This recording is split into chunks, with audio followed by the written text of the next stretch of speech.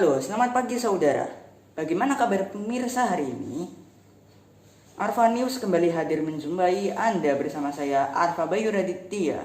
Sejumlah informasi teraktual dan terpercaya telah disiapkan di wilayah Anda. Dan saudara, berikut cuplikan berita aktual hari ini.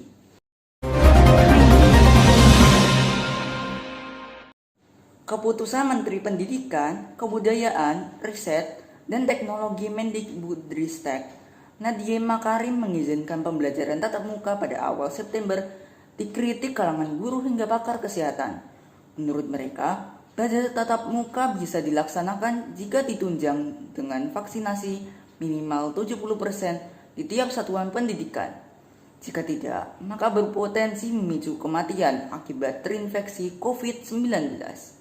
Kemendikbudristek mengatakan pihaknya tidak bisa menunggu program vaksinasi tuntas untuk membuka sekolah, sebab pembelajaran jarak jauh atau daring dinilai memberatkan para siswa dan guru.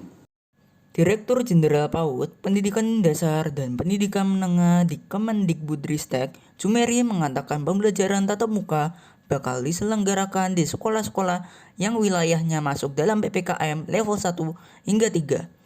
Dasar pertimbangannya, kata dia, karena transmisi penularan virus corona di daerah tersebut relatif rendah. Begitu pula catatan kasus positif dan angka kematian.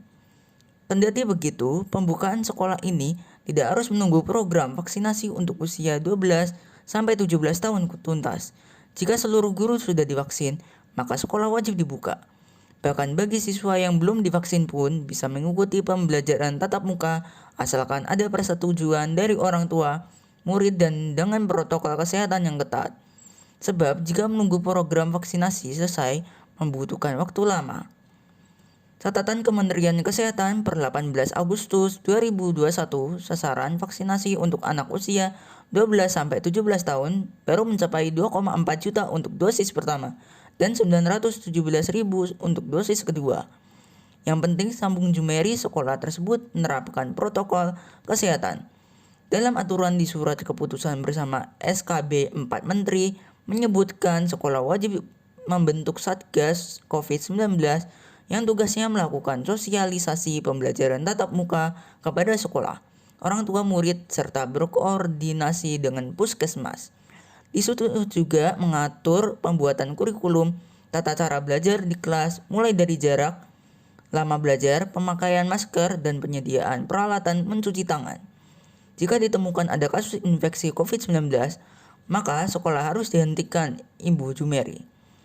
Namun demikian, Jenderal Federasi Serikat Guru Indonesia FSGI Heri Purnomo mengkritik kebijakan itu.